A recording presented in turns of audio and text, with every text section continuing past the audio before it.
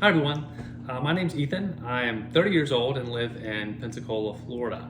On December the 8th, we'll be having a pretty significant surgery called the Ravitch procedure to correct a chest wall deformity. And I wanted just to kind of document my experience throughout this journey because there's really not a lot out there of people who go through this particular type of surgery. Specifically, I have a condition called Pectus Excavatum.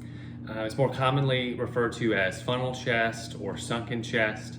It's believed to be a condition during development where when your cartilage is forming to form your chest wall and then ultimately your rib cage, that there's an overgrowth. That overgrowth, when it's attempting to connect with the sternum, it will either go inward or will go outward. In my case, mine goes inward pretty significantly.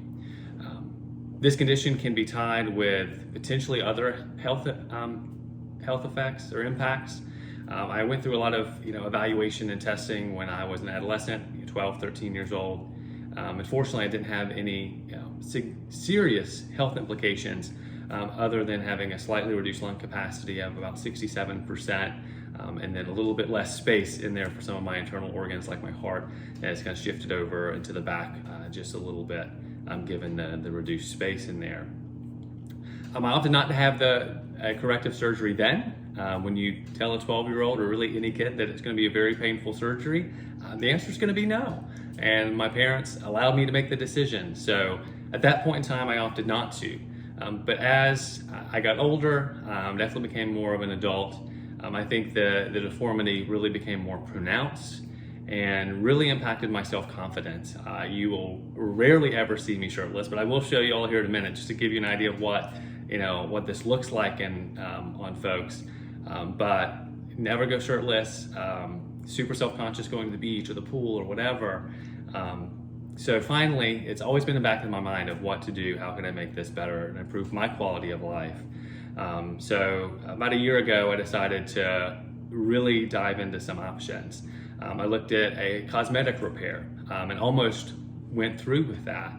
But at the last minute, I decided, no, I really want to explore again the full corrective procedure because this could impact me more significantly later in life and what have you. And still being a young, healthy adult, I was like, if I'm going to do it, I'm going to do this now or probably never in the future. So I went through the evaluation. I connected with physicians at the University of Alabama at Birmingham, which ironically enough is where I was evaluated when I was a kid. Met with a thoracic surgeon and we kind of talked through the options there, and I ultimately decided to go with it. Case in point for the video. So we are all set and ready. What the procedure really is going to do is significantly invasive. It will be, making a pretty sizable incision where they will kind of open up my chest. They will detach the sternum from the adjacent cartilage, and then we'll remove sections of the cartilage that is bowed so significantly inward, and then put it all back together with a metal plate. So definitely sounds a little intense. I've done a lot of reading about it and watching videos and what have you. It's a little nerve-wracking. I would be lying if I said I wasn't pretty significantly nervous, but I'm also excited about it. I'm excited about the health benefits, one, that I'll have. This should restore my lung capacity to full capacity, so I won't be winded if I'm working out or running or just going up the flights of stairs. I should be able to manage that and breathe more freely and easily, but also giving my heart more space in there to move. I definitely have a higher risk if I had any sort of significant impact to my chest area in a car accident or whatever, that I could definitely be more seriously injured or killed given the depression.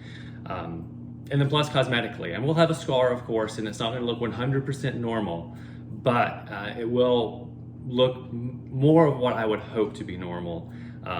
So I think it's a win-win all around. So we're excited. I have incredible support from my friends, my family, my coworkers. I have just had an outpouring of love and support. Actually, it's almost overwhelming and humbling of how many people are rooting for me and wishing me well in this recovery and this experience. So I'm very blessed, and I'm thankful for that. So we're set and ready to go. My mom and I will be traveling up to Birmingham to have this done. I will be in the hospital around 4 or 5 days for that initial recovery to make sure I'm healing properly. I'm able to kind of maintain and do day-to-day things such as, bathing or brushing of teeth and walking around, maintaining that energy, and then I hopefully will be discharged, and then we'll continue my recovery at home. The initial recovery is 4 to 6 weeks. I'll be out of work for at least 4 weeks, potentially longer, depending on how I progress.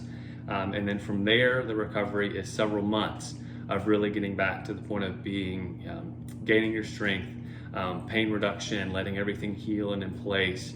And once everything is all healed up, I should be able to get back to working out some of my more rigorous activity after 6 months or so. And I'm looking forward to getting to that point. And it's now getting through this process. So what my plan is as I go through this is to try to post videos throughout the progress. I don't know how I'm going to feel that immediately after surgery, so we'll see how coherent I am to put something together just to give you an idea of how I'm progressing. But I hope to do that, and I hope this is out there for someone that has this condition and is contemplating the corrective procedure, so they can just see a little bit of my story. The stories I've seen online have been very helpful to me, just to give me an idea of what to expect and how this impacts everyone, because this is a condition that you don't see on someone necessarily, but it certainly can impact someone's quality of life pretty significantly. So to give you an idea of what it looks like, it is pretty noticeable without my shirt. So just to give you an idea, so not terrible from the front, but if I turn to the side, it's a very, very significant depression. Some rib cage flareage